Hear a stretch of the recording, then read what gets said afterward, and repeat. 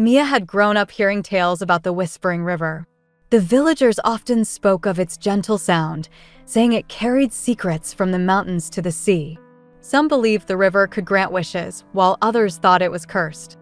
Mia never believed the stories until one summer evening. She sat on the riverbank, tossing pebbles into the water. The sun was setting, and the world around her was quiet. But as the ripples faded, Mia heard something strange. "Mia." She froze. The voice was soft, almost like a sigh, and it seemed to come from the river itself. "Hello," she called, her heart pounding. The river's surface shimmered, and the voice came again. "Follow me."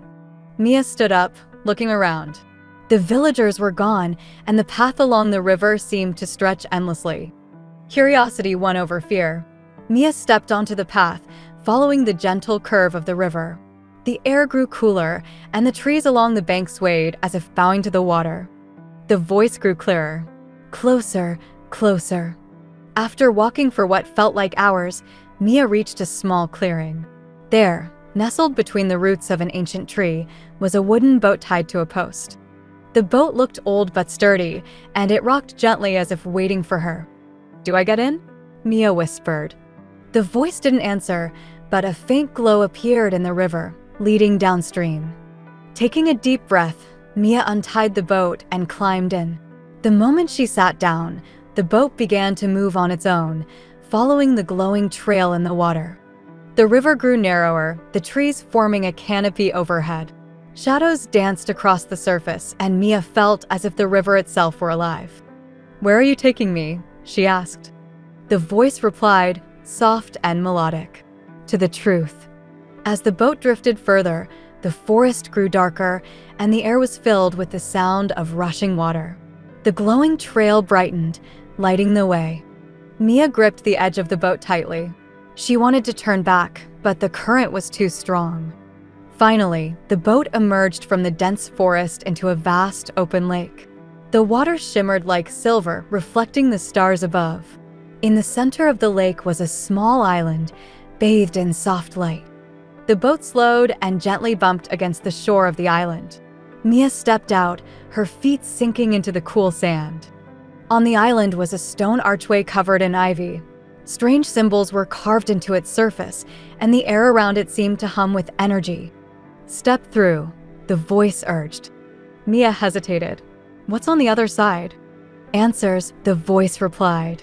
Taking a deep breath, Mia walked through the archway. The moment she stepped through, the world around her transformed. She was no longer on the island, but in a glowing cavern. The walls sparkled like diamonds, and the air was warm and still. In the center of the cavern stood a tall, translucent figure. It was neither man nor woman, and its body seemed to flow like water. "Who are you?" Mia asked, her voice trembling. "I am the river's keeper," the figure said, its voice echoing softly. "I have watched over this river for centuries, guarding its secrets." "Why did you bring me here?" Mia asked. The keeper gestured to a small pool of water at the center of the cavern. "Look into the water, and you will see." Mia knelt beside the pool and gazed into its surface. Images began to appear, her village, her family, and the river winding through their lives. "This river connects everything," the keeper said. "It carries not only water, but the memories and dreams of those who live beside it." Mia looked up. "But why me?" The keeper's glowing eyes softened. "Because the river is in danger. Its flow is weakening, and if it stops, so will the life it supports. You must help restore its strength." Mia stood up, her heart racing. "How can I do that?" The keeper pointed to a narrow tunnel at the back of the cavern. "Through there lies the source of the river. But it is guarded by shadows born from greed and fear. You must face them to restore the balance." Mia stepped into the tunnel, the keeper's words echoing in her mind. The air grew colder, and the light from the cavern faded behind her. The tunnel opened into a dark chamber. In the center was a glowing spring, the source of the river. But around it swirled dark, shadowy figures with piercing red eyes. Mia froze. The shadows moved like smoke, circling the spring. "You cannot pass," one of them hissed. Mia clenched her fists. "Why are you here?"